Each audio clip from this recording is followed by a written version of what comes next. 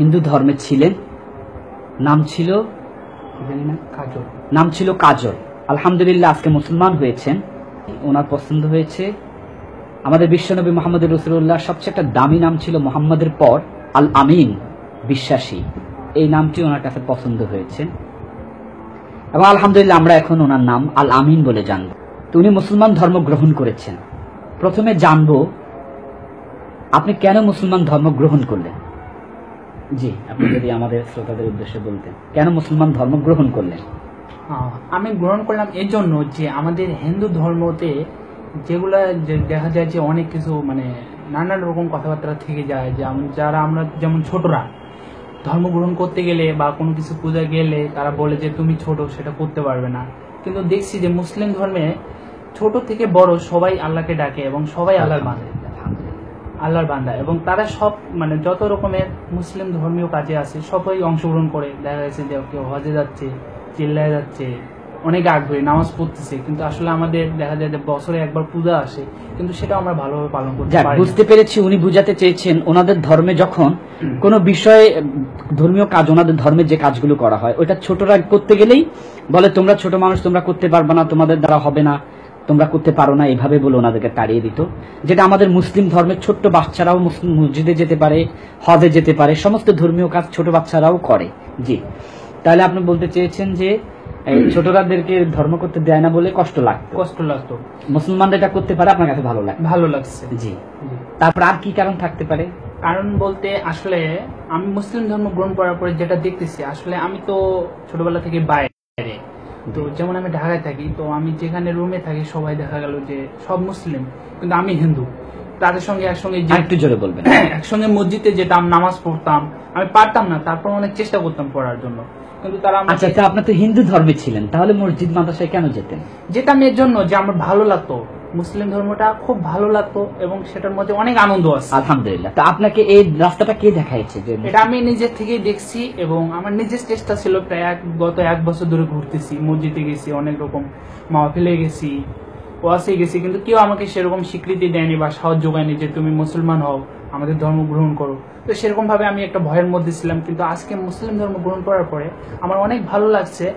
আমি শেষ কথা একটাই বলবো, সেটা হচ্ছে যে আমাদের এখনো যারা হিন্দু ধর্ম আছেন তারা পিছিয়ে আছেন, ধর্মের মধ্যে পারতেছেন না, অথচ তারা দেখা যাচ্ছে যে মুসলিম ধর্ম গ্রহণ করতে ইচ্ছুক বা তাদের সঙ্গে ঘোরাফেরা করেন, নামাজ পড়তে যান, কিন্তু আসলে তারা সাহস পান না।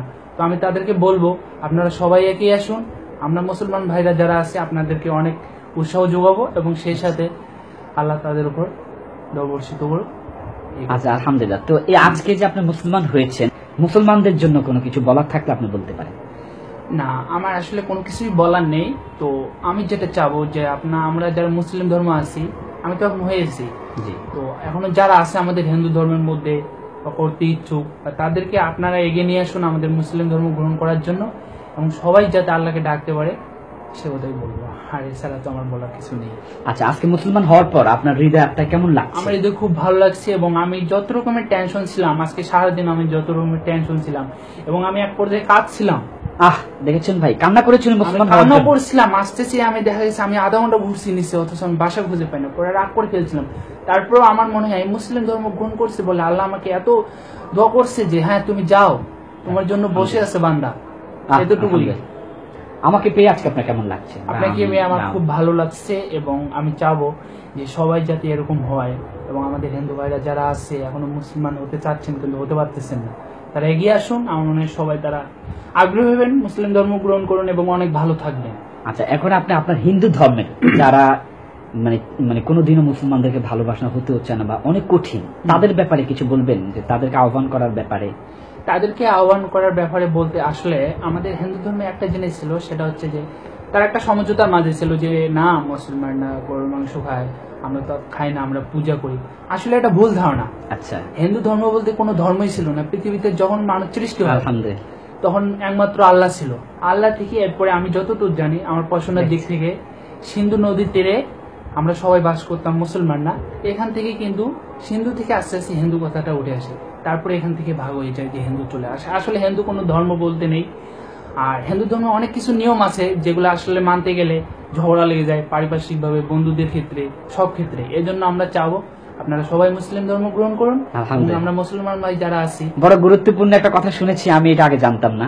মুসলমান, উনি বলেছেন মুসলমান মানে আল্লাহ ছিল, আল্লাহর পরে মুসলমানদেরকে সৃষ্টি করেছেন। ওরা সিন্ধু নামে একটা জায়গায় থাকতো, সেই জায়গা থেকে ওরা নামটাকে ব্যতিক্রম করে হিন্দু নাম নিয়ন্ত্রণ করেছেন এবং ওনারা একটা সম্প্রদায় হয়ে গেছে, সেখান থেকে ওনাদের পরিচালনা। যাই হোক, অনেক কথা বলেছি, শুধু এইটুকু কথা বলবো, আজকে ভারাক্রান্ত হৃদয় ওনার, মুসলমান হয়েছেন, আমারও ভালো লাগছে, আমাদের মুসলমানদের ভালো লাগবেন। দোয়া করবেন ওনার জন্য, উনি যেন সামনের পথগুলো সহজভাবে এগোতে পারে।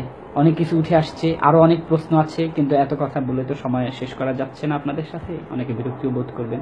শুধু একটাই শেষ কথা বলবো, আল্লাহ যেন আমাদের সবাইকে জান্নাতের সুউচ্চ মাকাম দান করে।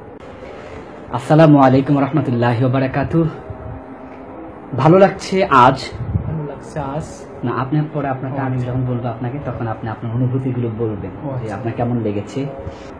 হিন্দু ধর্মে ছিলেন, নাম ছিল কি জানি না, কাজল। নাম ছিল কাজল। আলহামদুলিল্লাহ আজকে মুসলমান হয়েছেন, ওনার পছন্দ হয়েছে। আমাদের বিশ্বনবী মোহাম্মদ রসুল্লাহ সবচেয়ে একটা দামি নাম ছিল মোহাম্মদের পর আল আমিন, বিশ্বাসী।